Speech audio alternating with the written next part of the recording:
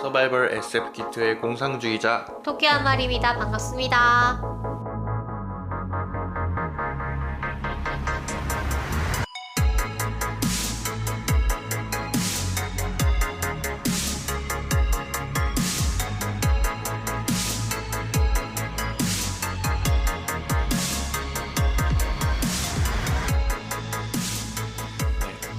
이게 언제 나가는 방송이죠? 4월에 나가죠, 이 방송이. 네, 맞습니다. 4월 5일에 나가네요. 4월 5일이 식목일인가요? 몰라요. 노는 날이 아니면 관심이 없죠. 네. 나무를 심어본 적이 없어서 식목일에 하하. 4월 5일 맞네요. 네. 어쨌든 저희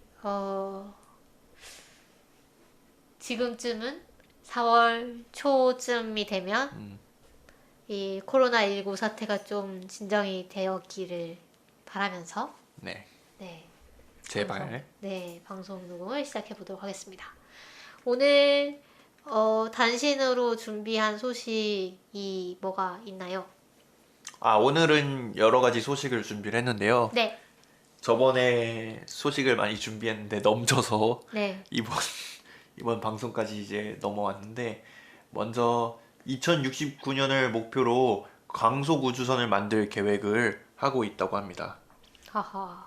이게 어떤 그게 소식이죠? 그건가요? 광속이면 그 막 엄청 가벼운 우주선 가지고 뭐 하는 거 아닌가요? 엄청 가벼운 우주선이요? 그러니까 약간 아주 작은 입자 같은 거를 뿌려가지고 그 입자들이 태양풍에 의해 가속이 되면은 결국 광속에 도달을 해서 그 약간 센서 같은 것들을 이제 뿌려가지고 뭐 그렇게 한다는 뭐 프로젝트 듣긴 했는데 이건 아닌가 보죠? 핵 추진 시스템을 설계하고 있다고 하는데요. 원자력 추진 그럼 우주선이다. 알겠네요. 네. 사실 그 가장 큰 문제는 뭐냐면은 연료가 문제입니다. 네. 연료가 있는 경우에는, 그러니까 지금의 고전적인 연료로 추진하는 걸로는 광속에 이를 수가 없어요. 광속에 이르기 위해서는 꾸준히 가속도를 내줘야 되는데, 연료를 쓰는 형식의 우주선의 경우에는 연료를 더 쓰면 나아갈 수가 없잖아요. 다 쓰면 네, 네. 그렇죠. 그래서 문제가 된다고 하네요. 네. 그런데 핵 추진 우주선 같은 경우에는 요즘도 그 이온 추진을 개발이 되어 있거든요. 아, 그래요? 네. 그래서 보통 우주에서는 나아갈 때 이온 추진을 쓴대요. 이온 추진이 어떤 거냐면은 그 원자를 그 쏘는 거예요. 자기장으로 그 자화를 시켜가지고 네. 그 이온 네온이나 뭐 이런 원소들을 그 전자를 넣어가지고 그 자기장을 띠게 한 다음에 그거를 전자포처럼 쏘는 거예요. 그래서 그걸로 추진을 한다고 하더라고요. 근데 지구상에서는 거의 불가능하고, 지구상에서는 이 추진력이 워낙 작기 때문에 그걸로 뭐 뜨거나 이런 거는 거의 불가능한데, 우주에는 뭐 힘이 없기 때문에 꾸준히 힘을 주면은 계속 가속력을 받아서 점점 빠르게 가는 게 가능하기 때문에 우주 공간에서는 이온 추진을 쓸 수 있다고 합니다. 그리고 이게 굉장히 연료 효율이 좋고, 무게 대비 연료 효율이 좋고, 왜냐면 이건 전기로 하는 거거든요. 네. 그 연료는 말 그대로 그 물리학적인 역학적인 거잖아요. 그런데 이거는 전기적 에너지를 운동 에너지로 바꾸는 거기 때문에 훨씬 더 무게 대비 효율이 좋다고 합니다. 아, 네. 그렇겠네요. 여기 보면 제가 아까 말씀드린 것도 나오네요. 스티븐 호킹 박사가 브레이크스루 스타샷이라는 프로젝트를 공개를 했었는데 2016년도에 컴퓨터 칩 크기의 나노 우주선 수십만 개를 쏘아 올려서 지구 바깥에서 100기가와트의 강력한 레이저 광선으로 밀어내면 알파 센타우리까지 한 세대 이내에 도달할 수 있다. 뭐 이런 이런 프로젝트도 있었다고 합니다. 네. 그래서 제가 듣기로는 이온 추진 같은 경우에는 빛의 속도의 40%까지 이론적으로 뭐 가속이 가능하다라고 들었던 것 같아요. 그래서 이런 거를 그러니까 무인이겠죠, 당연히. 그렇겠죠. 네. 그 유인으로 갈 리는 없겠죠. 근데 세대 우주선 이런 거 있잖아요. 그거는 너무 먼 아직 꿈이 아닐까. 아직 만화 네. 속 이야기일까요? 제가 마크로스를 보니까 그런 로망이 너무 많이 생겨가지고 보셨습니다. 네. 그런 우주선의 문제는 뭐냐면은 일단은 그 아직 그 닫힌 개에서 그런 자급자족 시스템이 가능하다는 것조차 아직 밝혀지지가 않았죠. 그 그게 실제로 지구상에서 실험이 된 적이 있잖아요. 맞아요. 지구상에서 했던 실험도 실패했죠. 네. 그래서 그게 가능하다는 것도 지구에서 가능하다는 것도 증명이 안 됐는데 심지어 무중력 공간에서 그게 가능할지도 불확실하고 또 그렇게 되려면은 부피가 얼마나 커야 할 것인가 무게가 얼마나 무거워야 할 것인가 또 좀 문제가 있고 그렇죠. 그리고 그 닫힌 개 안에 사는 사람들이 정신 건강 이런 것도 그렇죠. 고려를 해야 되겠고요. 그런 우주선을 만든다면은 지구상에서 조립을 하는 게 아니라 다른 곳에서 조립을 할 것 같아요. 우주에서 더, 조립을 하겠죠. 네, 우주에서 한다던가 아니면 뭐 달에서 한다던가 네. 중력이 좀 작은 곳에서 조립을 해서 날아가는 게 더 효율적이지 않을까 이런 생각이 드네요. 그렇죠. 그리고 충분히 많은 인구를 싣지 않으면 그 안에서 이제 인브리드 그 부작용, 네. 네, 그러니까 근친 이런 게 생기니까 네. 유전적으로 뭔가 다양성이 줄어들고 그렇죠. 다양성이 질병이 줄어들고 생기고 유전병이 열성이던 유전병이 좀 많이 나타나게 되고 네 그렇겠죠. 그런데 그럼에도 불구하고 좀 꿈꿔보게 되네요. 그래서 제가 그 방송에서 다루고 싶은 작품 중에 나의 지구를 지켜줘라는 네. 만화가 있는데 그 만화에 보면 이제 그 만화도 뭐 정확히 그런 건 아니지만 그 우주선 안에 온실이 있거든요. 그래서 그 안에서 이제 과학자들이 좀 살면서 연구도 하는 뭐 이런 내용이 나오는데 어쨌든 뭐 이런 세대 우주선을 뭐 소재로 한 게 예전에 저희가 다뤘던 뭐 헤이트 아날로그 헤이트 스토리 어나더. 헤이트 스토리 뭐 이런 것도 세대 우주선에 기반을 두고 있는 스토리였고 영화도 있었던 것 같은데 그 제목이 기억이 안 나네요. 영화에서 네. 세대 우주선은 아니었다 그거는 그 냉동인간이었다. 아, 네. 우주선 했는데 그 우주선이 어디 불시착을 해가지고 그 남자고 여자가 둘이 깨어났는데 이상한 괴물이 우주선에 돌아다니는 그런 스릴러 영화를 본 적이 있거든요. 이름이 기억이 안 나네요. 네. 아무튼 뭐 이런 약간 인류의 꿈 같은 그런 우주선이 실제로 뭔가 이 프로젝트가 그 나온다고 하니까 네. 굉장히 다른 세상의 일같이 느껴지는 것 같아요. 그러게요. 그리고 또 다른 소식은 뭐가 있었죠? 네.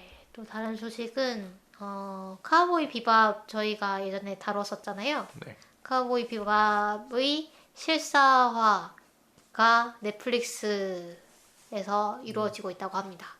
그리고 주인공 스파이크 역의 존조가 맡는다고 하네요. 그래서 저는 동양인 배우가 스파이크를 맡아서 좀 그래도 좋은 것 같아요. 예전에 사람들이 이제 키아누 리브스를 많이 생각을 했었거든요.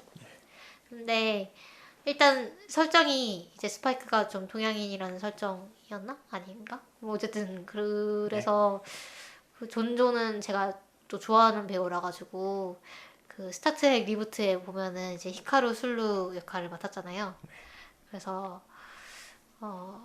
네 기대를 하고 있습니다. 언제쯤 나올지는 사실 잘 모르겠네요. 작년 이맘때쯤 이제 제작을 들어간다고 나오고 뭐 캐스팅 발표도 되고 했던 것 같은데 그리고 근데 애니메이션 실사화라고 하면은 네 항상 걱정이 먼저 돼요. 그렇긴 한데 네. 그래도 넷플릭스니까. 네. 그 넷플릭스는 꼴이 날까봐 걱정이신 거죠? 공각기동대?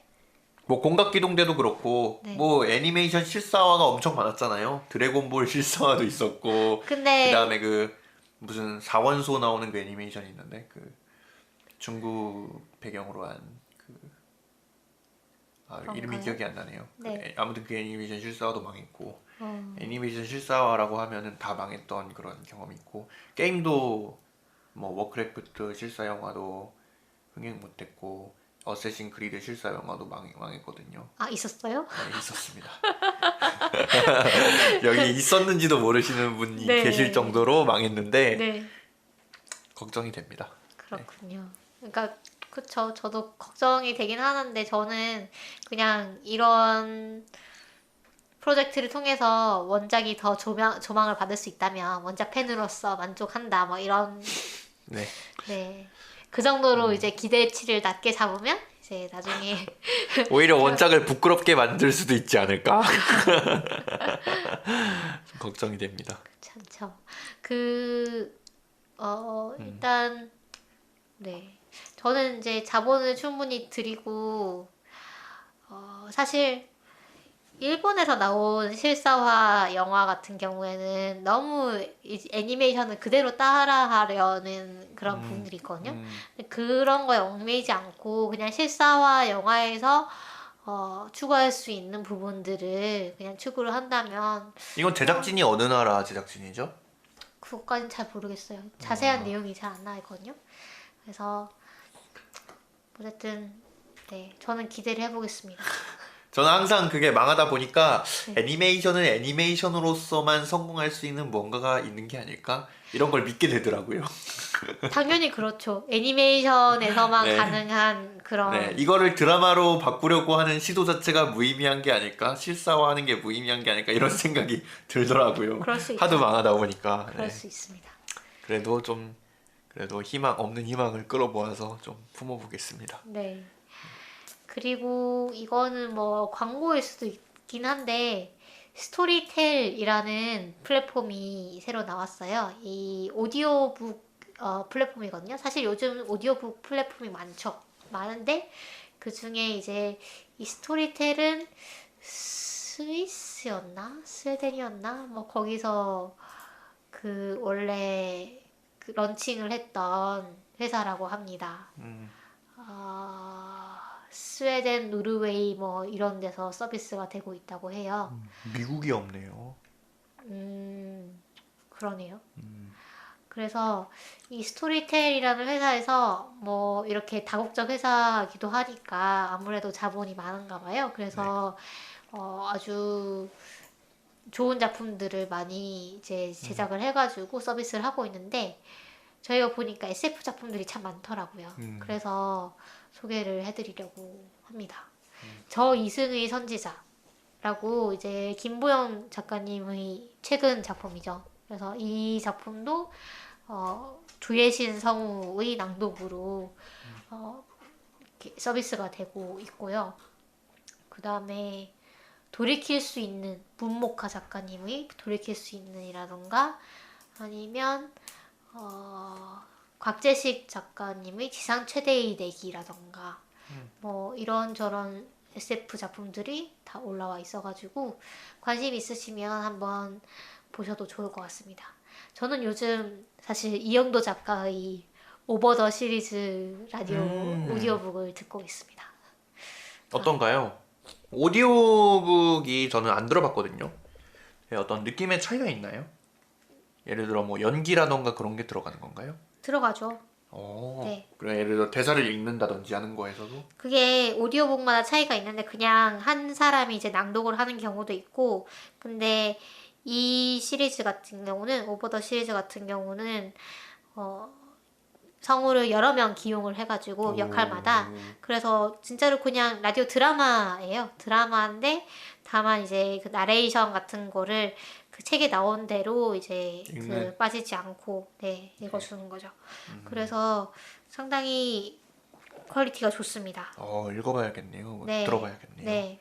그래서 주인공이 그 장민혁 성우라고 셜록에서 그 BBC 드라마 셜록에서 셜록 역할 더빙 하셨던 분이거든요. 그리고 뭐 여러분 많이 아시는 시영준 님도 나오시고 시영준 님 뭘로 유명하시죠? 성기사 뿡뿡뿡?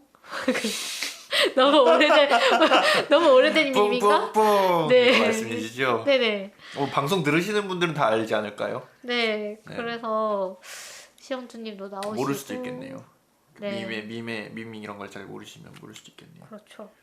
어쨌든 그 예전에 오버 더 초이스가 먼저 옛날에 나왔었는데 그때 상당히 그 퀄리티 높게 제작이 됐었고 그 성우진들을 그대로 써가지고 지금 오버 더 호라이즌이랑 뭐 이런 작품도 나오더라고요.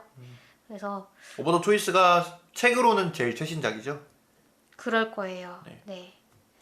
그 다음에 심지어 눈물을 마시는 새도 지금 제작이 제작 되고 있다고 중이라고? 합니다. 아, 네, 제가 샘플 눈맛에. 들어봤는데 그것도 퀄리티를 되게 높게 해가지고 제작하고 있는 것 같아요.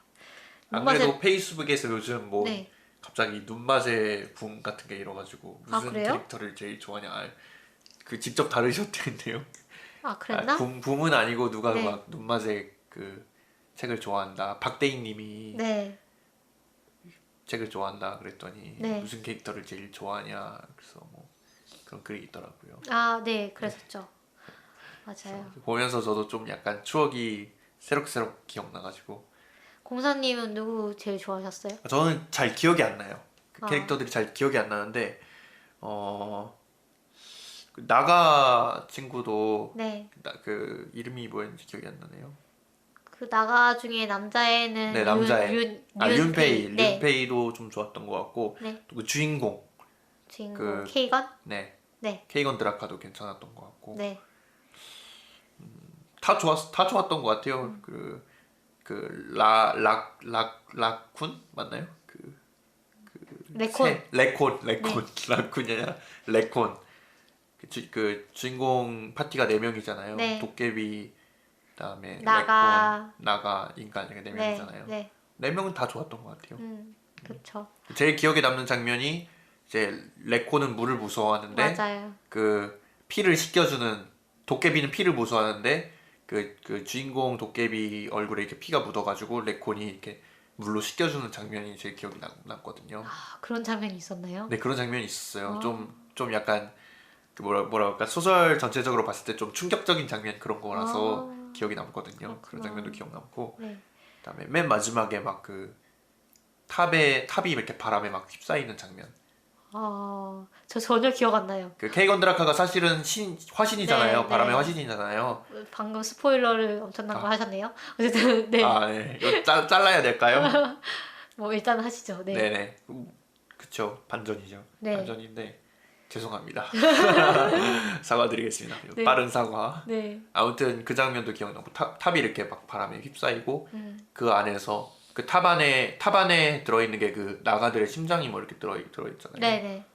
그 장면도 기억이 남고. 그렇죠. 네. 그 뭐지? 항상 저는 피를 마시는 새도 좋아했어요. 저는 피 맛에보다는 눈 맛에가 훨씬 재밌긴 했는데. 피 맛에는 약간 좀 정치 정치나 드라마. 네. 네, 좀 전쟁사 이런 느낌이어서 그렇죠. 좀 그런 것도 좋아해가지고 그것도 재밌게 봤어요. 네. 아무튼 네. 네. 전혀 관련 없는 얘기지만 SF가 아니지만 네. 네. 뭐 판타지니까. 네. 네. 너무 명작이라서 맞아요. 혹시 안 보신 분들이 있으면 네. 꼭 한번 보시기 바랍니다. 그리고 저희 그러면 그 댓글 좀 읽어드리면 좋을 것 같아요. 저희 그 유튜브 채널에 네. 달아주신 달아주신 댓글은 제가 지난번 방송 때 안 읽어드린 것 같아가지고 네. SF 사이언스 픽션 님께서 정말 꾸준히 댓글을 많이 달아주고 계셔가지고 너무 감사합니다. 그래서 어떤 다 너무 많아가지고 다 네. 읽어드릴 수는 없는데 네.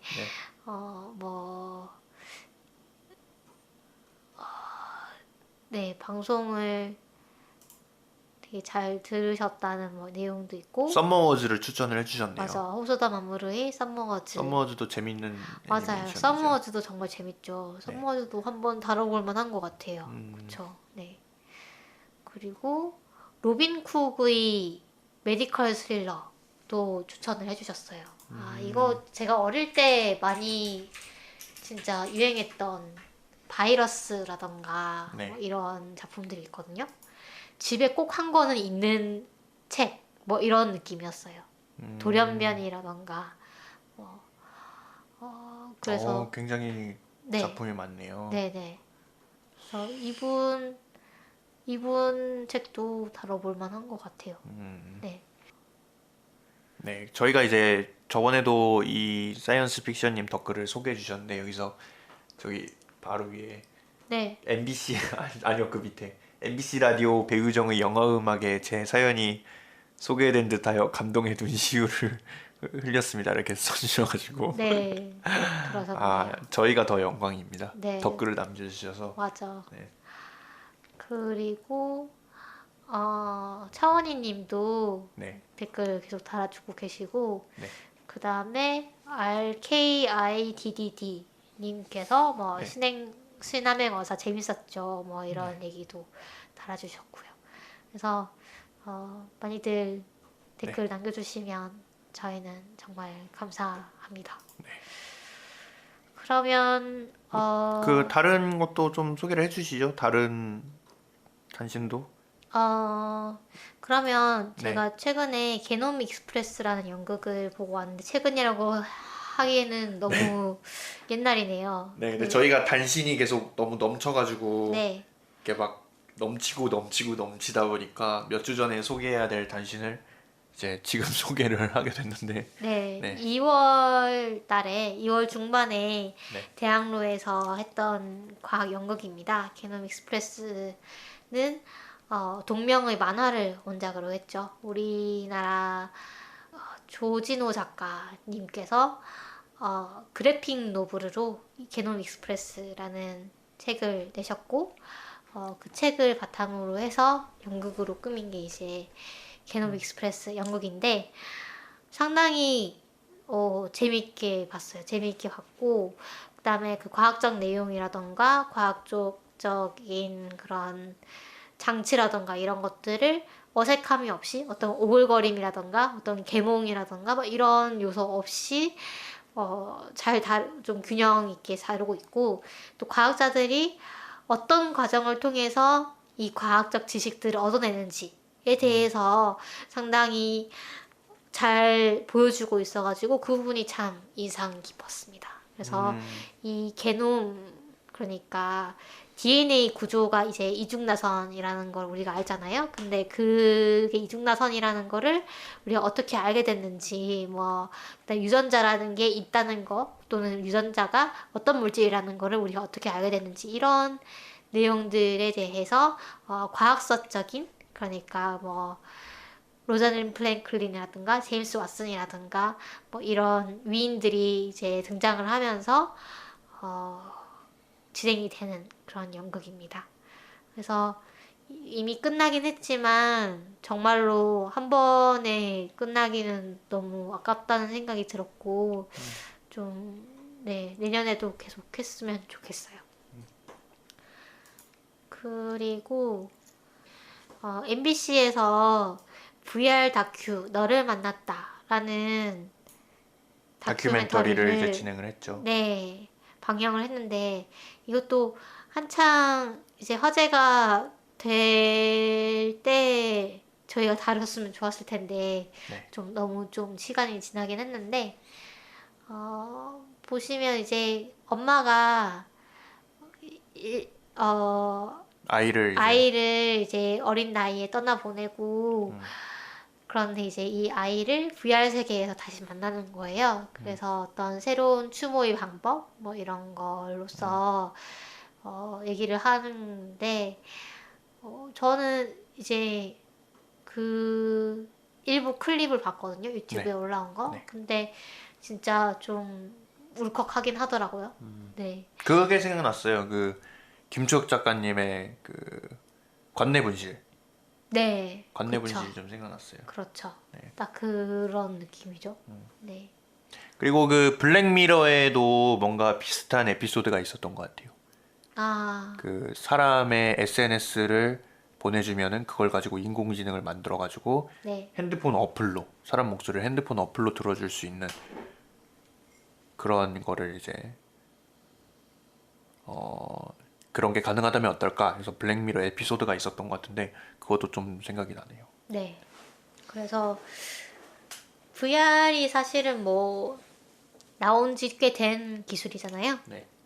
그렇긴 한데 이거를 어떻게 쓸 것인가에 대해서 질문을 던진 하나의 좀 사례가 아닌가 하는 생각이 들었습니다. VR 하면은 요즘은 제일 핫한 게 게임이잖아요. 네. 근데 VR 게임이 VR 기기가 일단 너무 비싼 게 일단은 문제라고 하더라고요. 맞아요. 대량 너무 생산이 비싸요. 안 되고 있고 네. 거의 기기 하나에 컴퓨터 한 대 값 150, 막 200만 원 이렇게 그렇죠. 되고. 네. 네. 네, 이번에 지금까지 나왔던 그 VR 게임들은 거의 약간 중소기업에서 약간 도전하는 느낌으로 이렇게 게임을 만들었었어요. 그래서 좀 많은 자본이 투입되지 않은 그런 경향이 있었는데 이번에 벨브에서 하프라이프 게임을 이제 하프라이프 2가 나오고 거의 수십 년 동안 하프라이프 3가 나오질 않았는데 20년이 가깝게 하프라이프가 나오지 않았었는데 어허. 그 완결이 안 났는데 이번에 하프라이프 시리즈의 새 작품을 VR로 내겠다. 오호. 벨브에서. 오호. 그래가지고 사람들이 VR 게임을 좀 좋아하는 사람들이 좀 기대를 하고 있습니다. 아, 드디어 대자본이 좀 투입이 되는구나. 이렇게 좀 기대를 하고 있습니다. 기대가 되네요, 네. 정말로. 저는 네. 그 비트 세이버 해봤거든요. VR 방에 가가지고. 네. 근데 비트 세이버가 진짜 운동 많이 돼요. 그래서 그리고 재밌고 그래서 근데 그거 말고는 사실은 다른 VR 게임은 해보니까 뭐 예를 들면 그런 거 있잖아요. 막 그 되게 높은 곳에 있는 것 같은 느낌 네. 주는 거라던가 그런 게 이제 처음엔 좀 신기한데 이게 그렇게 게임 그러니까 계속 하고 싶을 만큼의 게임성이 있는가라고 생각하면은 조금 그렇죠. 의아해서 그래서 저도 이제 그 게임의 완성도가 좀 더 높아지면 좋겠다는 생각을 했었어요. 모바일 게임 같은 거 보시면은 뭐 사실은 대부분의 게임이 그렇잖아요. 그런 것과 비슷한 게 아닌가. 어떤 수많은 중소기업들이 이제 거기에 이제 달라붙어 가지고 이제 뭔가를 하려고 하는 거죠. 이제 이제 뭔가 대기업의 자본이 투입되기 시작하면은 이 VR 게임이라는 것이 무엇인가에 대해서 좀 문법 같은 게 좀 잡히고 그러다 보면은 전체적으로 좀 퀄리티가 올라가지 않을까 이런 생각이 좀 듭니다. 그리고 요즘은 VR 챗도 굉장히 많이 해요. 그래요? 네, VR 챗 같은 경우에는 심지어 사람 모션을 인식하는 것까지 넣어가지고 실제로 이제 그 안에서 걸어 다니고 춤도 출 수 있고 이런 것들을 할 수 있는 기술까지 지금 가능하다고 합니다. 그래서 인터넷에 보시면은 사람들 막 VR 챗 하면서 노시는 그런 유튜브 영상 같은 것도 보실 수가 있어요. 그래서 호호. 일본인하고 미국인하고 이제 뭐 만나가지고 네. VR 챗에서 이제 만나가지고 막 대화하고 말이 서로 막 안 통하니까 막 옆에서 막 통역해주는 사람도 생기고 다 친구가 막 통역해주고 네. 이런 걸 보니까 아, 언젠가 오긴 오겠구나 이런 생각이 좀 들더라고요.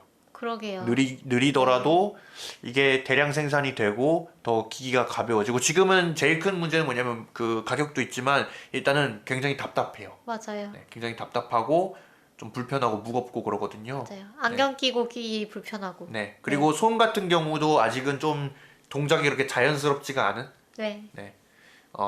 내가 그 동작하는 거를 전체를 다 얘네가 읽어주지를 못하고 그런 느낌이 있는데 점차 좀 기술이 개발되고 하면서 좀 그 개선되지 않을까 이런 생각이 그럼 듭니다. VR 챗이 발전하면 이제 VR로 만나서 연애도 하겠네요. 그럴 수도 있죠. 네. 그러니까 블랙미러 같은 데 보면 이제 자기 아바타로 이제 만나가지고 네. 연애하는 이번에 새로 제일 최신 시즌. 그랬던 것 같아요. 네네. 네. 제일 최신 시즌의 1편이었던 것 같아요. 왜냐면 네. 제가 그 제일 최신 시즌의 1편만 봤거든요. 그랬군요. 네. 그래서 네 그런 것도 생각이 나네요. 어쨌든 기술은 이미 많이 있는 것 같습니다. 사실 그 어떻게 쓰는지에 따라 쓰는지가 네. 문제인 것 같네요. 그렇죠. 네. 그러면 저희 오늘 방송에서 다룰 주제로 넘어가 보죠. 네. 네. 오늘은 바이오쇼크 새 작품을 들고 왔는데요. 네. 바이오쇼크 1, 바이오쇼크 2, 바이오쇼크 인피니트라는 게임입니다. 네. 그래서 좀 고전 게임이고 조금 그렇다고 된 하더라고요. 게임이고요. 네. 그런데 제가 해봤거든요. 네. 해보긴 했어요. 네. 클리어는 못했지만 네. 제가 역시 우려하던 대로 제가 이걸 클리어하기에는 너무 인내심이 부족하여 그리고 게임 네. 실력이 부족하여 제일 쉬운 난이도로 했단 말이에요. 네. 그런데 중간 보스도 아니죠, 저거는. 이제 그냥 약간 센 그런 몬스터가 나왔는데 잡지를 못 하겠는 거예요. 네. 자꾸 죽고. 그래서 난 여기까지인가 보다. 이러면서 작품 내에서 등장하는 빅데디라는 네, 캐릭터. 빅데디가 나오자마자 네. 이제 접었습니다. 어쨌든 간에 이 게임이 2007년에 나왔고 네. 16년에 리메이크가 됐네요. 네. 네, 그래서 리마스터 버전으로 저는 했는데 그래서 그런지 그 옛날 게임이라는 느낌은 안 들더라고요. 네, 저는 2007년 버전으로도 한 번 했었고 또 몇 달 전에 이제 리마스터도 했었거든요. 네. 근데 제 옛날 기억이 미화돼서 그런 건지는 모르겠는데 뭐 크게 차이는 못 느끼겠더라고요. 네. 그래픽이 아마 좀 달라지긴 했겠지만 이제 정확히 차이점을 제가 짚어내지 못했습니다. 네, 아무튼 이 작품은 이제 약간 이 게임을 장르를 좀 소개를 해드리자면 FPS 게임이고요. 그래서 FPS가 뭐냐 하면 총을 쏘는 게임이다라고 생각하시면 됩니다. 그렇죠. FPS 하면 저는 이제 서든 어택이라던가 카운터 스트라이크 뭐 이런 거. 요즘 세대는 오버워치. 그렇죠. 오버워치. 저는 너무 네. 옛날 게임이라서. 네. 그렇죠. 오버워치 서든 어택이 오버워치도 제일 유명하죠. 근데 우리나라에서는. 네, 그것도 그렇고 네. 오버워치는 FPS 뭐 FPS죠. 네. 근데 좀 여러 가지 요소가 섞여 있지 않나요? 약간 좀 더. 그래서 좀 그냥 총 네. 쏘는 거 클래식 아니고. FPS, 네. 뭐 하이퍼 FPS 이렇게 나누긴 하는데 하이퍼 FPS에는 좀 더 FPS의 여러 가지 그 요소들이 좀 가미된 거를 네. 말하는 거고 네. 클래식 FPS라면 진짜 현실성을 제일 최고로 이제 중시하는 경우. 그래서 그 뭐 모던 워페어라던가 아니면은 아까 말씀드린 서든 어택이나 뭐 카운터 스트라이크 이런 것들을 이제 얘기하는 거죠. 네, 제가 오락실 가면은 네. 그거 항상 하거든요. 그 바이오 하자드나 뭐 이런 총 쏘는 게임 있잖아요. 네. 그거를 많이 하는데 오락실에서 하는 거는 재밌는데 네. 이거를 이제 PC로 하려고 하니까 너무 어렵고 오락실에서는 실제로 총으로 하죠. 네, 네. 총을 들고 하는데 네. 그러니까 좀 단순한 거죠, 오락실에서 하는 거는. 근데 이제 PC로 할 때는 예를 들면 막 그런 게 막 복잡한 거예요. 내가 어떤 총이 어떤 총알을 몇 개를 가지고 있고 막 이런 거를 고려하면서 막 써야 되고 내가 어떤 능력을 가지고 이렇게 뭔가 하면은 이 어떻게 보스를 대응하는 게 이 보스를 효율적이고. 깰 수 있고 뭐 예를 들면 내가 염력 그 능력을 이제 가졌는데 이 염력 능력을 어떻게 이제 활용을 하면은 이거를 깰 수 있고 뭐 이런 약간 퍼즐적인 요소도 네. 있고 또 이제 자기가 가진 자원을 운용을 해야 되는 약간 RPG적인 요소도 있고 탄약을 뭐 아낀다던가. 네. 그렇다 보니까 좀 더 어렵다는 생각이 들었고 네, 그렇습니다. 어쨌든 또 그쵸? 옛날 게임이다 보니까 네. 옛날 게임들이 좀 전체적으로 좀 어려워요. 어렵고 불친절한 면이 있어요. 아, 최근 그래요? 게임보다. 네. 아, 왜냐면 최근 게임은 약간 게이머층이 넓어짐에 따라서 이 사람들을 더 배려해야 되는 그런 양상이라고 하나요? 네. 그런 게 생겼거든요. 치류라고 하나요? 근데 또 최근에 나온 게임은 제가 그러니까 플스3 네. 뭐 이 정도로 나온 게임을 해봤는데 헤비레인이라는 게임을 해봤거든요. 네. 그 게임은 헤비레인도 옛날 게임 아닌가요? 뭐 그렇다고 그것도 볼 수도 거의 있죠. 2010년대 게임인데. 근데 그거는 약간 네. 게임이라기보다는 그냥 아, 그래픽 노블 같은 느낌이었어요. 네, 네. 그냥 시키는 그래서 대로 선택지도 좀 많고 그렇지 않나요? 네, 시키는 대로 누르면 되는 느낌? 그냥 게임을 클리어할 때. 그래서 이것도 게임인가라는 생각을 하긴 했었어요. 사실 뭐가 게임이다라고 정의하기는 좀 어렵긴 하죠. 그렇죠. 다른 장르들이 다 그렇듯이. 네, 네. 네. 어쨌든 저는 이 게임을 하면서 FPS라는 생각을 하면서 하진 않았어요.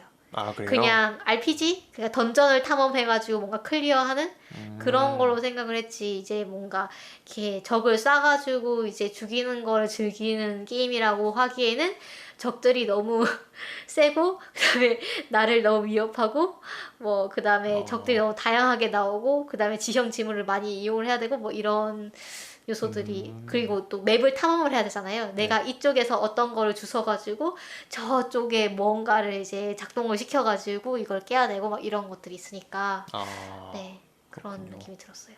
어쨌든 간에 네.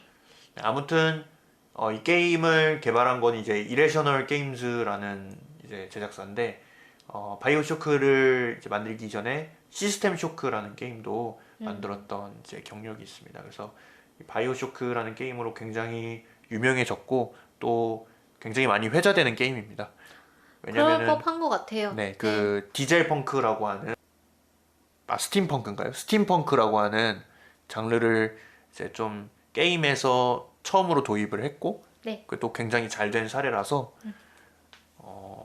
굉장히 많이 회자가 됩니다. 이 게임이. 그러니까 보니까 상당히 설정이 세세하고 네, 그 다음에 어떤 배경이라던가 배경 미술이 상당히 뭐라고 해야지 그 당시 미국의 그 1930년대 네.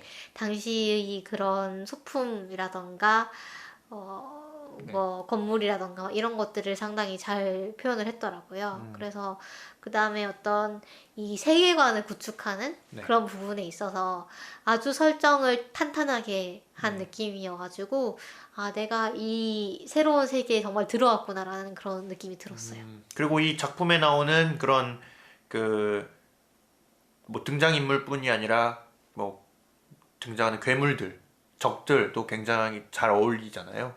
세계관이랑. 그렇죠. 너무 징그럽지만. 네. 그 마약을 이제 갈구하기 위해 이제 주인공을 공격하는 그 적들이라던가 네. 스플라이서라고 불리는 적들이라던가 아니면은 그 터렛이나 로봇 같은 자동 이제 뭐 방범 장치라고 하나요? 뭐라고 네. 해야 되죠?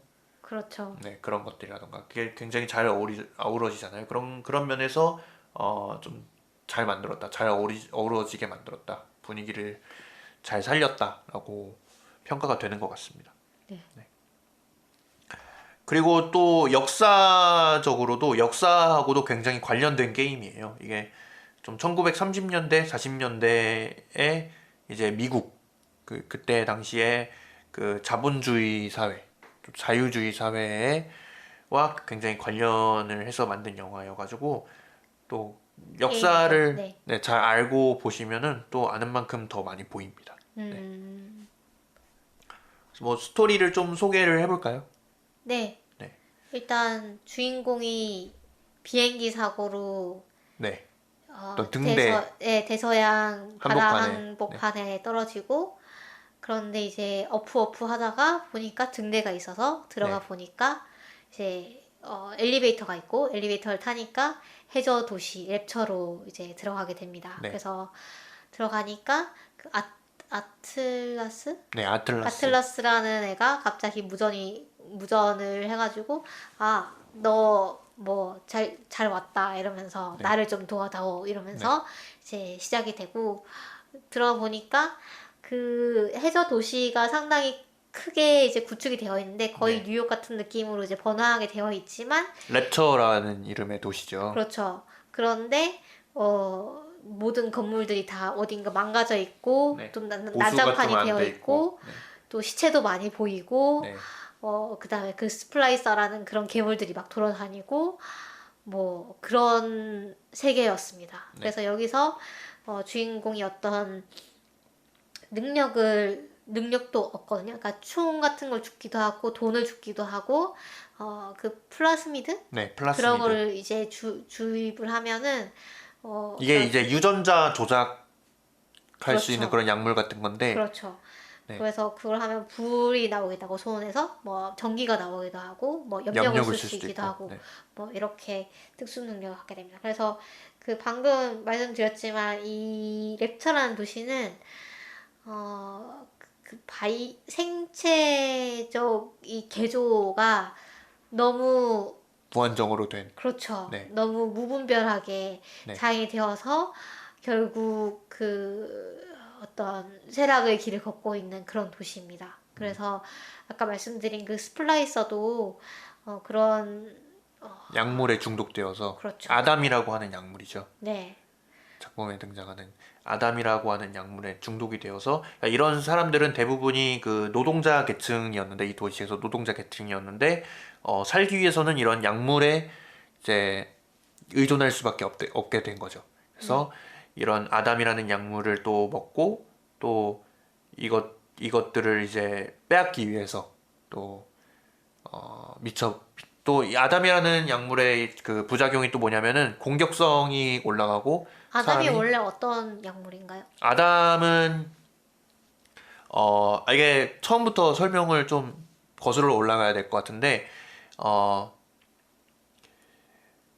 이 랩처라는 도시를 만든 사람이 이제 앤드루 라이언이라는 사람이에요. 앤드루 라이언이라는 사람은 좀 자유주의에 몹시 심취해가지고 예술가나 뭐 사업가가 자기가 뭐 과학자가 뭐 연구를 하거나 뭔가를 하고 싶을 때에는 뭐 누구도 방해하지 않고 해야 한다, 할 수 있어야 한다. 이거를 약간 믿는 사람이거든요. 그렇죠. 예를 들면 지금 유전자 조작 배아를 유전자 조작하는 게 금지되어 있잖아요. 네, 세계적으로 좀 합의가 되어 있는데 그런 규제가 음, 불필요하다라고 생각하거나 그러니까 그런 어떤 생물학적 뭐 어떤 이제 연구든 간에 이게 그 어떤 규제나 제한 없이 되어야 네, 된다라고 믿는 사람인 거죠. 네. 그런데 이 사람이 이제 엄청난 부자였는데 석유 뭐 산업으로 부자가 되었다고 나와요. 네. 그런데 대공황을 맞고 이제 미국이 이제 규제가 점차 심해지면서 부자들에 대한 규제가 심해지면서 앤드류 라이언이 랩처라는 도시를 세우기로 결심을 합니다. 네, 이 랩처라는 도시에서 문제가 랩처라는 도시를 거의 다 세웠는데 미국에서 이제 막 규제가 점점 더 강화되고 이 앤드류 라이언을 잡으려 하니까 좀 공사를 졸속으로 마무리를 해요. 네. 그래가지고 이제 도시가 그 상태가 돼버리는 건데 그 이주를 좀 서둘러 가지고 앤드루 라이언이 상류층의 예술가들이나 뭐 과학자 이런 사람들 좀 아까 말씀드렸다시피 방해받지 않고 연구를 하고 싶어하는 사람들 윤리적인 그런 거에 대해서 구애받고 싶지 않은 사람들 그런 사람들과 또 이 도시 랩처를 세운 노동자들을 이제 데리고 이주를 합니다. 그런데 어, 그 이 도시에 들어온 사람 중에 과학자 두 명 있어요. 앤드류 라이언과 같이 들어온 좀 중요 인물이 이수종이라는 과학자, 이제 한국인이거든요. 네. 이 작품 내에서 네. 이수종이라는 과학자와 브리짓 테넨바움이라는 과학자인데 이 두 과학자가 찾은 게 그 바다 민달팽이에서 아담이라는 약물을 발견해요. 네. 근데 이 아담이라는 약물이 을 이제 몸에 주입하면은 어 우리 몸에 들어있는 유전자가 다 불안정한 그 줄기세포가 됩니다. 그래서 상처 같은 거를 엄청나게 빨리 치유할 수 있고 또 심지어 유전자 조작까지 할 수 있는 그런 약물을 개발하게 돼요. 네. 그게 이제 아담의 유래고 그걸 통해서 플라스미드라는 약품도 개발을 하고 그 플라스미드나 약품을 이 아담이라는 약품을 이제 유통한 사람은 프랭크 폰테인이라는 사람입니다. 이 네. 프랭크 폰테인이라는 사람이 이 회사를 만들어 가지고 이 약품을 랩처라는 도시 전역에 공급을 해요. 그래서 이 도시를 세우는데 일조한 이 공장 노동자들은 전부 아담이라는 약물에 이제 그 의존할 수밖에 없었고 그런데 이 앤드루 라이언은 이 사람들을 못 막을 수 없었던 이유가 왜냐면은 이 도시 자체가 자유주의라는 그 가치 아래 건설된 거라서 이걸 막으면은 그러면은 그거는 제한을 하는 거잖아요. 어떤 그 사회적 목적 때문에 이 도시가 이제 망가지면 안 되니까 네. 그런 목적 때문에 그래서 막을 수 없었던 거죠. 그렇죠. 네. 그런데 뭐 어디까지 얘기를 해야 되는지 모르겠는데 그래서 그 어, 아담이라는 약물이 아까 줄기세포를 만든다고 했는데 네.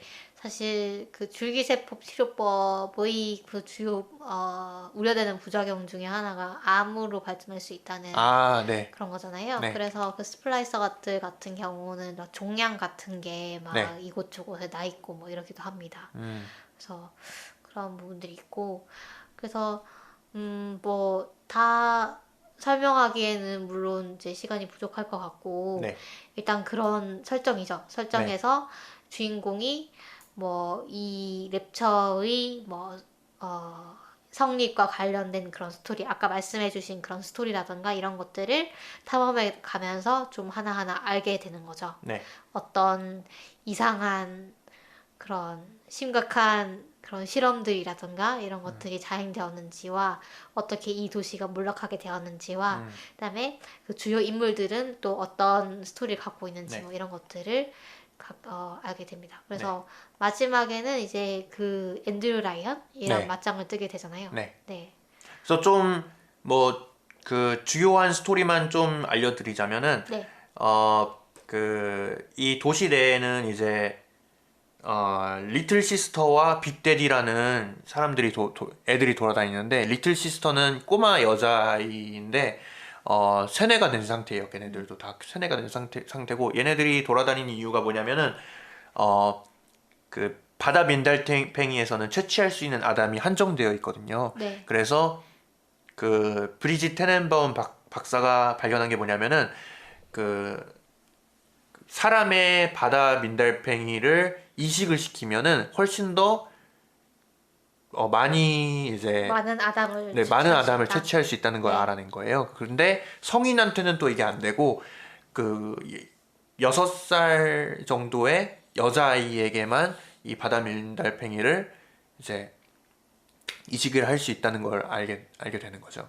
그래가지고 어 그 그걸 이제 리틀 시스터라고 부르고 바다 맨달팽이를 이제 이식해가지고 그 채취할 도시를 돌아다니면서 채취를 해주 또또 이 돌아다니는 이유가 뭐냐면은 아담이 부족해지니까 그 스플라이서 죽은 스플라이서들의 피에서 이제 아담을 뽑는 거거든요. 이 리틀 시스터들을 시켜가지고 재활용이네요. 네. 네, 그런데 그냥 돌아다니면 또 위험하니까 왜냐면 이 스플라이서들이 아담을 지금 갈구하려고 하고 그러면 이제 리틀 시스터를 이제 죽여가지고 아담을 빼앗을 수 있잖아요. 네, 그래서 인간 병기를 또 만들었는데 그 유전자 조작을 이용해가지고 엄청나게 강력한 인간을 이제 만들었는데 그게 바로 빅데디입니다. 네. 그래서 브리짓 테넨바움 박사가 이거를 한 사람인데 브리짓 테넨바움 박사는 이 짓을 하다가 죄책감을 느껴요. 이 도시가 점점 막 붕괴되어 가고 막 망하니까 그래가지고 리틀 시스터들을 데리고 가가지고 도망을 칩니다. 그래서 은거지로 가고 그다음에 또 브리짓 테넨바움 박사가 무슨 일을 하냐면은 그 주인공한테 어, 그 이 리틀 시스터를 구원할 수 있는 플라스미드를 줘가지고 이 플라스미드를 쓰면은 민달팽이를 떼어낼 수 있어요. 네. 그런 그러니까 그 여자아이를 죽이지 않고 네, 네, 살릴 수 있는 거죠. 네. 네. 그래서 이 게임 내에서 그 리틀 시스터를 계속 만났는데 리틀 시스터를 죽여서 아담을 더 채취할 수도 있고 아담이 그 게임 내에서 화폐 같은 거라서 이걸 통해서 업그레이드를 할 수 있거든요. 캐릭터를 더 강화할 수 있는데 죽여서 아담을 더 얻거나 아니면은 구원을 해줄 수 있는데 이 그 구원을 얼마나 하냐에 따라서 스토리가 좀 바뀝니다. 결말이 좀 바뀌어요. 안 그래도 저 그까진 했거든요. 맨 처음에 이제 리틀 시스터를 처음 만났는데 거기서 이제 테넨바움 박사가 막 이렇게 소리를 지르는 거예요. 네, 거기서 멈춰요 이러면서 네, 그 아이 그 불쌍한 아이를 살려주세요 네. 이러는데 거기서 이제 선택지가 있더라고. 얘를 살릴 음, 것인가 아니면 얘를 죽여서 아담을 얻을 것인가. 그래서 거기서 아 뭔가 분기가 다 갈리겠구나라는 생각이 들었어요. 네, 그래서 이 그 주인공 잭이 이제 열심히 아틀라스의 도움을 찾아가지고 앤드루 라이언까지 만나요. 그런데 앤드루 라이언을 어, 죽입니다. 앤드류 라이언이 여기서 이거는 이제 반전이 될 수가 있는데 스포일러 네, 얼트인가? 스포일러 네, 얼러트임을 좀 이제 말씀을 드리고 좀 이 게임도 좀 반전이 굉장히 충격적인 게임이거든요. 네 그래서 앤드류 라이언의 아들이 잭임이 밝혀집니다. 주인공이라고요? 네, 주인공인 게 밝혀집니다. 아하. 네. 그래서요? 네. 그리고 그런데 이제 그 앤드류 라이언이 이제 우주 카인들리 이렇게 말을 하거든요. 그게 이제 뭐 부탁인데 뭐 이런 뜻인데 나를 그게 뭐냐면은 그 주인공의 DNA, 주인공이 세뇌가 돼가지고 그 말을 들으면은 그 말을 따를 수밖에 없게 이제 세뇌가 된 거예요. 네. 근데 그 앤드류 라이언이 그걸 알아채가지고 우주 카인들리 플리즈 킬미 뭐 이렇게 해가지고 주인공이 앤드류 라이언을 그때 죽입니다. 근데 여기서 앤드류 라이언이 그 뭐라고 하냐면은 인간은 자신을 따르지만 노예는 복종한다 뭐 이런 얘기를 하거든요. 그래서 그게 이제 주인공을 까는 거죠.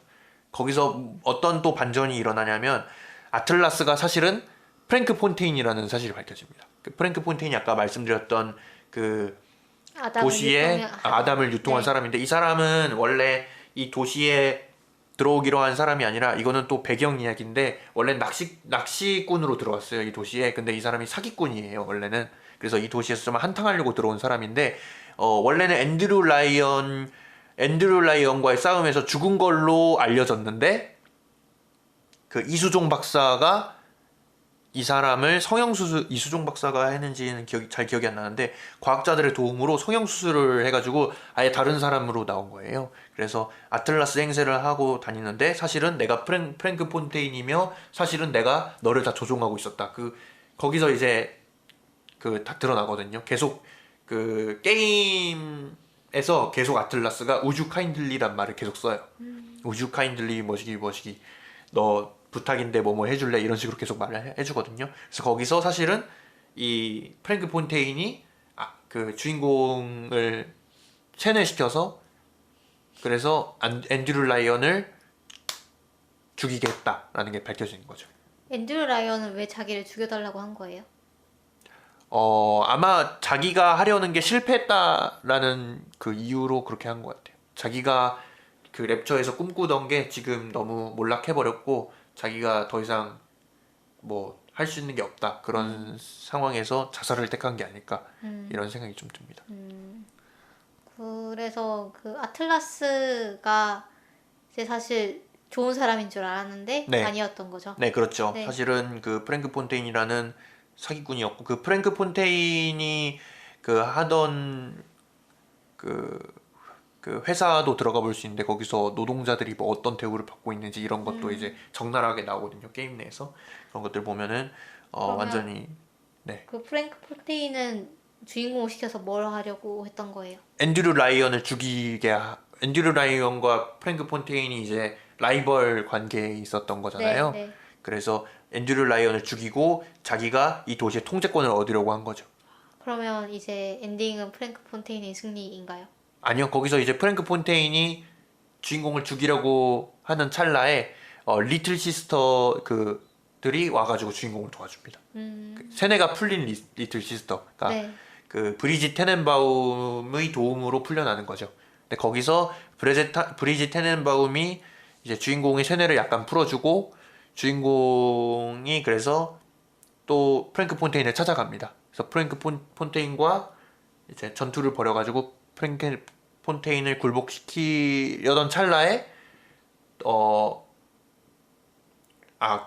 그 주인공이 질 뻔하거든요. 근데 거기서 리틀 시스터들이 여기서 좀 엔딩이 달라져요.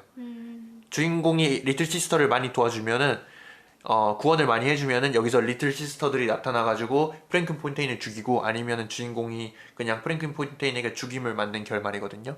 그런데 그 이제 트루 엔딩은 이제 그 리틀 시스터들을 도와주는 엔딩인데 거기서 그 리틀 시스터들이 프랭크 폰테인을 그 주사기 들고 다니잖아요. 그걸로 이제 막 몰려와가지고 막 찔러 죽입니다. 네. 그리고 그 통제권을 주인공에게 넘겨줘요. 도시의 통제권, 그 열쇠가 있거든요. 키를 이제 주인공한테 넘겨주는데 주인공은 이 도시를 거부하고 리틀 시스터들과 같이 세상으로 나가서 이제 살았다. 이런 게 이제 결말입니다. 네.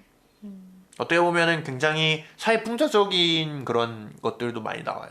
네. 그 노동자들에 대한 대우라던가 그런 것들도 많이 나오고 또 그 박물관 같은 것들도 많이 나오거든요. 이거는 이제 그 특히 이 게임 말고 그 바이오쇼크 인피니트에서 더 많이 나오는 건데 막 전쟁 영웅 박물관 해가지고 그 백인들이 막 인디언을 죽이는 장면을 막 전시해 놓는다거나 이런 장면들이 나오거든요. 이런 것들 보면은 백인 우월주의 사상이라던가 또 그 바이오쇼크 2에서는 전체주의, 바이오쇼크 1에서는 자유주의 이런 것들을 굉장히 풍자하는 그런 장면들도 많이 보여줘요.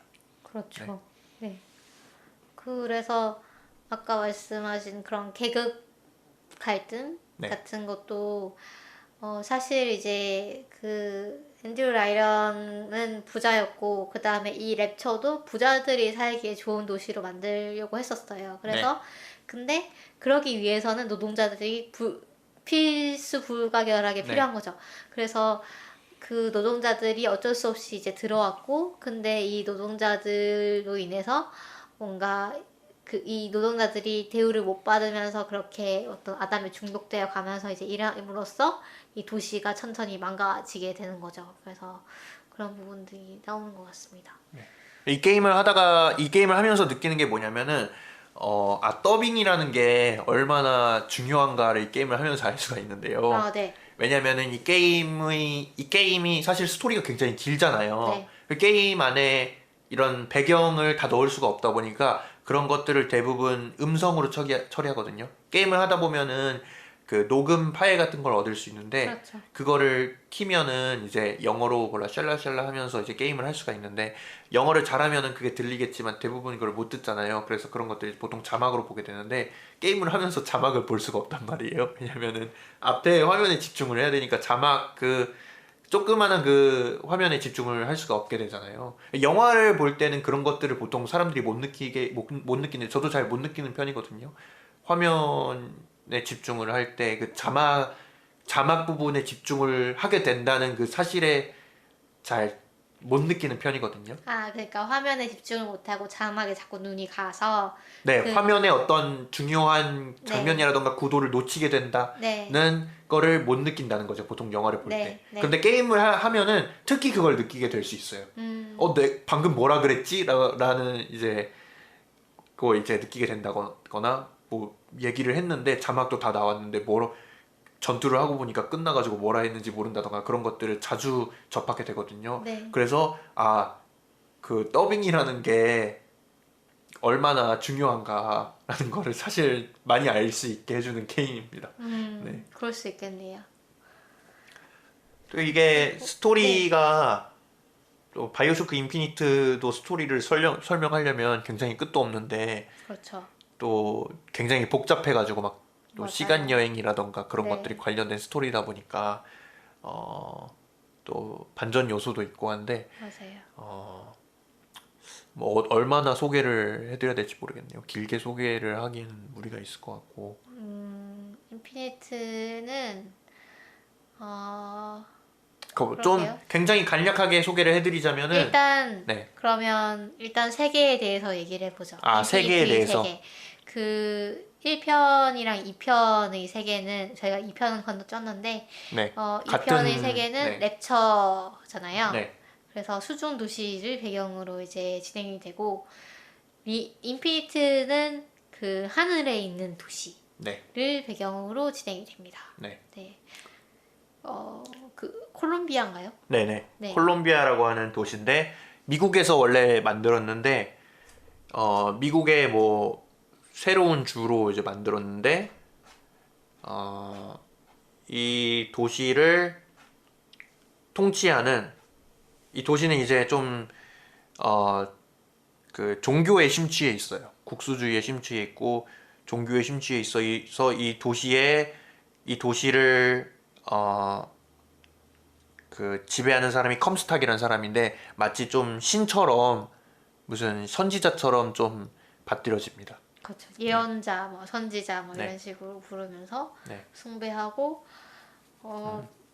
그런 거 말고는 그러니까 랩처에 비하면 상당히 밝은 분위기잖아요. 아니에요. 여기도 게임 하다 보면은 그런가요? 굉장히 그 노동자들이 어떤 대우를 받고 있는가를 알 수 있고 그 제일 재밌는 장면이 뭐냐면은 우리 여기 노동자들이 이렇게 모여 있는데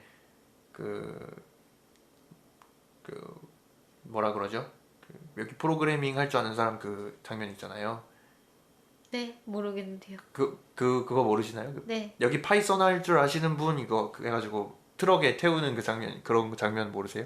아, 뭐 어쨌든 인력 시장. 네네, 인력 시장 네. 장면 같은 게 나오는데 거기서 그 어떤 장면이 나오냐면, 자, 경매하겠습니다. 이 일을 몇 분 안에 끝내실 수 있으신가요? 이걸로 경매를 하는 거예요. 저는 30분 안에 끝낼 수 있습니다. 저희는 10분 안에 끝낼 수 있습니다. 이걸로 경매를 하는 거예요. 그런 장면들이 나오고 그럽니다.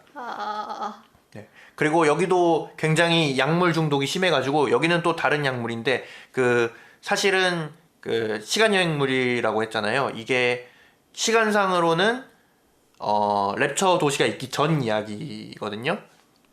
인디언들 나오고 그런 얘기니까. 네. 이 시간 여행을 통해서 랩처에 있는 약물을 가져온 겁니다. 이수종 박사하고, 여기서는 루테스 남매라는 과학자가 나오는데, 이 두 과학자가 이제 기술 교환을 해가지고 아담을 가져온 게 이제 여기서 약물입니다. 그 약물에 중독된 사람들이 엄청 많고, 또 감정을 통제당해요, 사람들이. 감정을 통제당해가지고 슬픔을 못 느끼는 약, 뭐 우울함을 못 느끼는 약, 성실해지는 약, 이런 약을 사람들이 막 먹어야 되고, 이런 사회입니다. 네. 제가 말한 그 밝다는 거는 정말로 화면이 밝다는 화면이 거였어요. 네, 그렇죠. 네. 그리고 하늘에 있는 도시다 보니까 굉장히 광량도 풍부하고, 그렇죠. 화면만 네. 봤을 때는 일조량이 굉장히 좋은. 수중 도시는 진짜 우중충하고 그런데 네. 여기는 되게 약간 눈이 네. 부신 그런 느낌이더라고요. 네. 그리고 좀 타일 같은 것도 다 흰색이고 벽도 다 흰색이고 하다 보니까 좀 그런 면이 있죠. 네. 그리고 1편이랑 1, 2편이랑 달라지는 거는 나를 따라다니는 이제 아이가 도우미가 생긴다는 있죠. 거. 도우미. 네. 네. 엘리자베스가 네. 따라다닌다는 거. 네. 요것도 굉장히 좀- 매력적인 캐릭터예요. 맞아요. 좀 그래 보이더라고요. 그냥 저는 이제 그 요약된 영상만 봤는데 중간에 머리를 자르더라고요. 맞아요. 네. 커트하니까 너무 이쁜 거예요. 네. 그래서 와, 자기가 처음으로 사람을 죽이고 나서 머리를 아. 자르는 걸로 알고 있거든요. 그렇구나. 네. 그래서 이쁘다 이러면서 이쁘다 이러면서 봤어요. 네. 그래서 그리고 좀 주체적인 캐릭터로 나와요, 굉장히. 그런 것 계속 같아요. 주인공을 막 네. 도와주기도 하고 그냥 따라다니는 것만 아니라 이 엘리자베스라는 캐릭터는 어떤 능력이 있냐면은 평행 세계를 막 자유자재로 돌아다닐 수 있거든요. 균열을 연다고 하는데, 그 균열을 이용해 가지고 막을 수 있는, 뭐라 그러죠? 총을 막는 보호물, 뭐라 베리어? 그러죠? 네, 베리어 같은 걸 이제 만들기도 하고. 방금 또 스포일러를 무심코 한 것 같은데 이제 뭐 균열을 만든다. 균열을 만드는 게 그냥 같은 시대의 같은 과거로 가는 게 아니라. 아니고, 그쵸. 그러니까 저는 처음에 봤을 때 그냥 공간 이동을 하는 건가라고 생각을 했어요. 그냥 같은 시대의 같은 세계에서 그냥 뭐 이 하늘 도시에서 갑자기 뉴욕을 가고 싶어, 갑자기 파리를 하고 가고 싶어, 막 이렇게 여는 거라고 생각을 했거든요. 근데 그게 아니라는 게 이제 스포일러지만 이제 나오는 거죠. 그래서 그 부분이 또 중요한 전환인 것 같고, 첫 번째는 그다음에 그 평행 우주론이 결국 돌고 돌아서 어떻게 주인공에 영향을 미치는지가 이제 또 결말에서 아주 중요한 스포일러인 것 같고, 그쵸. 네. 그런 것 같더라고요. 네. 그래서 이 인피니티가 사실은 스토리상으로 봤을 때는 네. 물론 뭐 바이오쇼크 1 때도 뭐 중요한 반전이 있었지만 네. 그 스토리가 재밌기는 인피니트가 훨씬 재밌는 것 같아요. 그리고 시각적으로도 굉장히 충격적이에요. 그런가요? 이거 굉장히 스포일러가 될 수 있는 장면인데, 네네. 마지막 장면에 엘리자베스가 막 맨 마지막 장면에서 이제 부커 드윗이 자살을 하거든요. 네. 왜냐면 자기가 사실은 커서, 이거는 스포일러입니다. 네. 비용, 아주 비용, 강력한 네. 스포일러입니다. 네. 부커 드윗이 자기가 다른 평행 우주에서 컴스탁이 되는 거잖아요. 네. 그러니까 자기가 이제 인디언을 죽인 군인인데, 거기서 세례를 받고 다른 사람으로 다시 태어나서 되는 게 컴스탁인데, 거기서 이제 자살을 하잖아요. 과거로 돌아가가지고. 근데 거기서 엘리자베스가 막 10명, 20명 이렇게 돼가지고 자기를 쳐다보면서 너가 죽여야 이걸 끝낼 수 있어 이렇게 말하는 장면이 굉장히 시각적으로 충격적이거든요. 네. 그래서 이거 직접 보시면은 더 충격적일 것 같습니다. 네. 다 직접 보셨으리라고 생각합니다. 이 스포일러 알러트를 했기 때문에. 네. 네. 그래서 그 시간 여행이라는 것도 사실 뭐 흔한 소재인데 그거를 이제 평행 우주론이랑 해가지고 네. 이렇게 풀어낸 게 되게 재밌다고 생각을 했고요. 그리고 그다음에 그 네. 신체의 일부가 다른 세계에 남아있기 때문에 균열을 열 수 있는 거다 이런 소재도 있잖아요. 그게 뭔가요? 그 엘리자베스가 손가락이 하나 없잖아요. 그래요? 네. 그렇구나. 그게 왜 그러냐면은 사실 엘리자베스가 부커 두이의 딸이거든요. 그쵸. 그런데 그 컴스탁이 이제 할아버지가 돼가지고 엘리자베스를 데려가려고 할 때 부커 두잇이 이제 자기 빚을 갚기 위해서 그 당시에는 이제 이름이 부커 두잇이 그 엘리자베스가 아니었는데 부커 두잇의 딸이니까 네. 그 엘리자베스를 주고 나서 그걸 후회해가지고 못 가져가게 이제 실랑이를 하는 아, 네. 상황에서 봤어요. 그 문이 닫힐 때 손가락이 끼어가지고 손가락이 잘리거든요. 아, 그렇구나. 그런데 신체의 일부가 다른 세계에 남아 있었기 때문에 그 결계를 그걸 열 수 있는 거다 이런 설정이거든요. 아, 균열을 네. 낼 수 있는 거다. 네. 아, 그렇구나. 그런 설정도 굉장히 네. 세세하고 또 그럴듯하다라고 느껴졌어요. 그러게요. 네. 그리고 루테스 남매 캐릭터도 굉장히 매력적이고 그리고 게임하다 보면 맞아요. 네. 그런 것 같더라고요. 뭔가 양자화 네. 돼가지고 모든 시간과 공간에 존재하게 되는. 네. 네. 그래서 되게 유쾌하더라고요. 네. 그리고 약간 그런 것 같아요. 그 1편에서도 약간 플레이어를 좀 배신하는 그런 느낌이 드는데 이 인피니트에서도 플레이어가 사실은 본인이 주적인 거잖아요. 알고 보니. 그쵸. 그래서 내가 없애야 할 원흉이었다. 뭐 이렇게 깨닫는 부분이 사실 그 약간 그런 거를 느낄 수 있지 않을까요? 딱 그 순간 이 악인이라는 게 나와 다른 사람이 아니고 악의 평범성 뭐 이런 거 있잖아요. 네. 내가 악이 될 수 있겠구나. 뭐 이런 생각이 들 수도 있을 것 같아요. 그리고 그렇게 여기서도 좀 이 공중 도시에 대한 설정이라던가 네. 좀 이 폐쇄적인 이 도시라던가 뭐 이런 것들이 좀 눈을 즐겁게 하는 것 같고 네. 특히 막 이렇게 자일 같은 거 이렇게 타고 이제 막 네. 이동하잖아요. 네. 그런 것들이 저는 게임을 못하기 때문에 저런 거는 어렵겠다라고 생각을 했지만 어쨌든 보기에는 뭐 재밌어 보이더라고요. 네. 네. 그래서 그렇게 어렵지 않습니다. 어렵지 그런가요? 않고요. 네. 원이랑 인피니트랑 비교하면 어느 게 좀 덜 어려운가요? 제 생각에는 오히려 인피니트가 더 쉬운 것 같고요. 그래요? 네. 낮은 난이도로도 즐기기에도 괜찮은 것 같고 그 원은 너무 분위기가 우중충하고 어둡고 그래가지고 물건도 좀 분간하기 어렵고 네. 또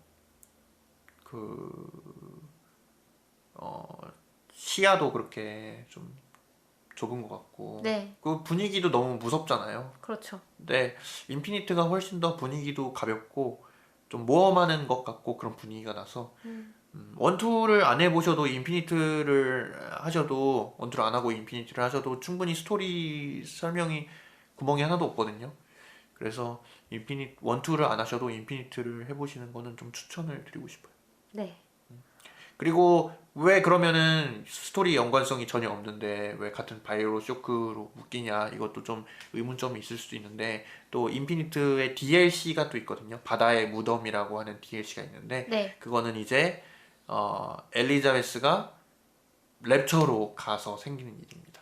네. 그래서 그렇구나. 둘이 어떤 연관점이 있냐 사실은 뭐 랩처라는 도시가 그렇게 된 데에 엘리자베스가 굉장히 큰 공헌을 했거든요. 네. 게임을 하다 보면 알게 될 수 있는데 네. 그래서 둘 사이의 스토리가 궁금하시다면은 그 바다의 무덤이라는 DLC도 즐겨보시면 좋을 것 같습니다. DLC가 확장판 같은 거죠? 네네 네. 맞습니다. 같은 뜻입니다. 확장판이랑 DLC. 네, 네. 그렇구나.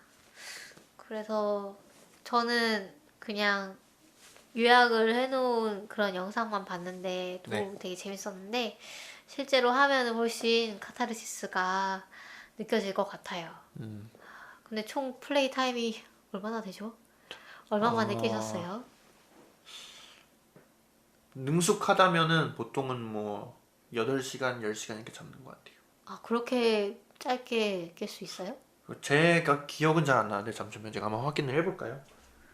근데 제가 봤을 때 영상으로만 봐도 뭔가 되게 많은 일이 일어나는 것 같았거든요. 대부분의 스토리가 네. 제가 말씀드렸다시피 녹음된 음성으로 처리가 되기 때문에 어, 제가 한번 확인해 볼게요. 네, 이렇게 플레이 타임을 확인할 수가 있기 때문에 네. 그래서 저는 약간 엄두를 못 냈는데 뭐 하루 이틀 정도에 깰 수 있으면 뭐 할만한 것 같기는. 근데 하루 이틀에 깰 수 있으면 너무 사람들이 돈 아까워하지 않을까요? 그런가요? 뭐 모르겠어요. 영화보다 싼데 생각해 보시면은 굉장히 약간 그 게임에 돈 쓰는 걸 아까워하시는 분들이 많은데 시간 대비 가격으로 이렇게 계산을 해보시면은 바이오쇼크 인피니트가 거의 지금 뭐 제가 알기로는 10,000원, 20,000원에도 안 되는 가격으로 그렇죠. 팔리고 있는데 근데 그거는 영화랑 나온 지 오래됐기 때문에 그런 거 그렇긴 아닌가요? 하죠. 네, 최신 게임은 보통 뭐 6만 원, 7만 원 정도에 그렇죠. 팔리는데 네. 그것도 시간 대비로 따져보면은 비슷비슷하다고 저는 생각을 하거든요. 아, 저는 그냥 게임에 대한 감이 없어가지고, 네. 얼마 정도 볼륨이 되면은 사람들이 뭔가, 인디 게임 같은 게 아니고 정식 게임이라고 인정을 하는가, 뭐 이런 아, 그 거가 잘 볼륨이요? 모르겠어가지고, 네. 음, 바이오쇼크 정도면은 한 아주 인디 게임이라고 할 수는 없는 그 정도 볼륨이죠. 사실 인디 게임 회사에서 이렇게 게임을 만드는 게 불가능하죠, 거의. 이게 인디 이런 게임인가요? 인디 게임은 아니죠. 아니죠. 네. 네. 그래서, 네. 근데 이 정도면은 볼륨이 엄청 크다라고 하기는 어려워요. 그렇죠. 네. 네. 그런 것 같아요. 그래서 예를 들면 문명이라던가 이런 거는 네. 그냥 계속 할 수 있잖아요. 그쵸. 근데 이거는 스토리를 한번 깨고 나면은 사실 좀 하는 동력을 네. 잃잖아요. 그래서 약간 그런 경우에는 좀 플레이 타임이 길어야 되는 거 아닌가라는 생각이 들기는 해가지고.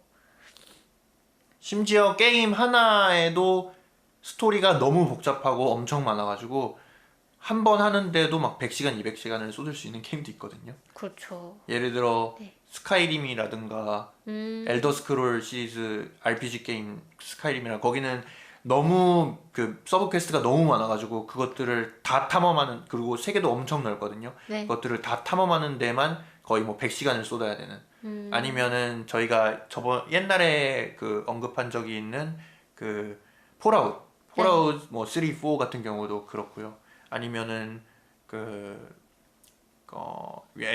SF는 아니지만 뭐 젤다 시리즈라든가 최근에 스위치로 나온 젤다 뭐 야생의 숨결 이런 게임들도 그 세계 자체를 탐험할 수 있게 오픈 월드로 게임을 만들어놨기 때문에 네. 그냥 세계를 탐험하는 데만 전체 다 지도를 도는 데만 거의 뭐 60, 70시간은 좋게 걸리는 그런 게임들이니까 그런 게임들이 일단은 볼륨으로서는 제일 크다라고 볼 수 있죠. 그렇겠네요. 네.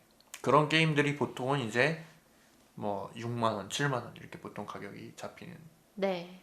경우죠. 그렇게 치면 정말로 싸게 치네요. 그쵸. 네. 100시간, 200시간을 즐길 수 있는데. 그렇죠. 네. 네. 그러네요. 공상님이 생각하시기에 바이오쇼크의 매력은 뭔가요? 아무래도 스토리죠.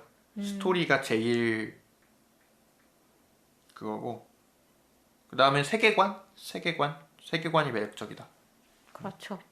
바이오쇼크 게임을 좀 즐겨 하신다면은 하프라이프 같은 작품도 좀 추천을 해드릴 수가 있을 것 같아요. 하프라이프도 비슷한 종류인가요? 네, 하프라이프는 좀 옛날 게임인데 네. 그것도 이제 SF적인 그런 세계관을 가지고 있고 그래서 좀 많이 옛날 게임입니다. 그래서 그렇죠. 그리고 좀 이것도 3D 멀미가 심한 게임이어가지고. 아하. 저 근데 바이오쇼크는 좀 괜찮았어요. 아, 그래요? 네. 근데 이것도 사람마다 다르겠네요. 저 옛날에 그게 진짜 심했거든요. 스탠리 스탠리 페러블이요? 네. 그거는 진짜 조금만 해도 너무 어지럽던데 이거는 뭐 그 정도는 아니었어요. 네. 네. 11시간이에요. 11시간. 되게 생각보다 짧네요. 네, 바이오쇼크 1이 오히려 15시간으로 더 길고. 네. 네. 그렇습니다. 알겠습니다. 네. 저희 그러면 어쨌든 바이오쇼크 시리즈는 추천인 걸로. 네. 네. 네. 저도 게임을 즐기신다면은 해보시는 게 네. 좋을 것 같습니다. 저도 추천드립니다. 일단 다 사놨기 때문에 네. 언젠가는 하지 네, 않을까. 언젠가는 해보도록 하겠습니다. 그리고 또 제 컴퓨터가 그래픽 카드가 없어가지고 그 그래픽 카드가 있는 그 사람 컴퓨터를 빌려가지고 하고 있거든요. 그래가지고 네, 짬짬이 해보도록 하겠습니다. 네. 그리고 저희 다음 방송에서는 드디어 한국 SF를 좀 다루려고 합니다. 네. 한국 SF 작품. 그래서 최근에 나온 정세랑 작가의 목소리를 드릴게요. 아, 네. 네, 그걸 다뤄보려고 해요. 그래서 정세랑 작가는 정말로 팬이 많아요. 약간 매니악한 팬이 좀 있는데 저도 그러니까 이 정세환 작가의 작품을 한 편 읽어보고 이분은 찐이다 라는 생각이 들었답니다.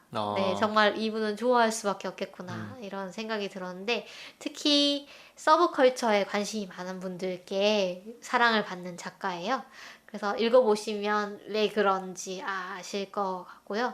그래서 목소리를 드릴게요를 다뤄보도록 하겠습니다. 네. 읽어보시고 저희 방송 들으시면 더 재밌으실 것 같아요. 네. 단편 읽고 있는데 굉장히 가볍고 읽기 편한 작품이더라고요. 네네. 스토리 같은 것도 네. 굉장히 흥미롭고. 정세랑 작가님 소설이 다 좀 그래요. 읽기가 정말로 술술 넘어가고 재밌고 귀엽고 뭐 이런 작품들입니다. 네.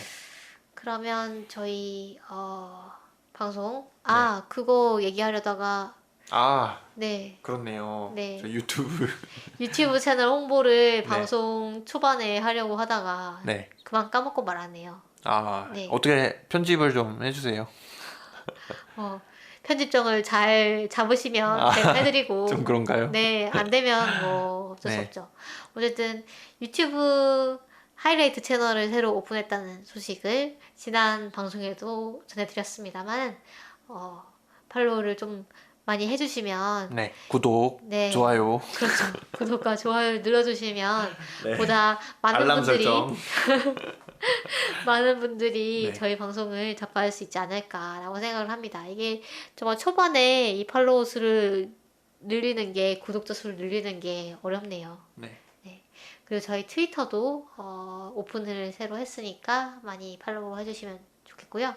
그 외에도 팟빵, 파티 그리고 페이스북, 인스타그램 계정에서 저희 방송 만나실 수 있습니다. 네.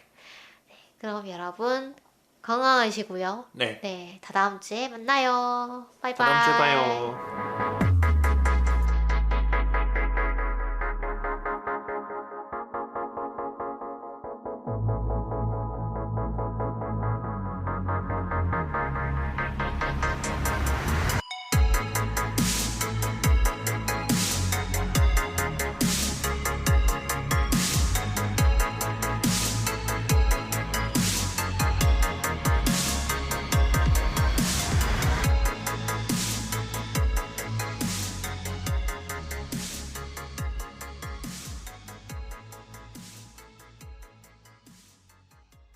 이 프로그램은 과학기술진흥기금, 과학기술정보통신부 및 복권기금, 기획재정부의 재원으로 한국과학창의재단의 지원을 받아 제작했습니다.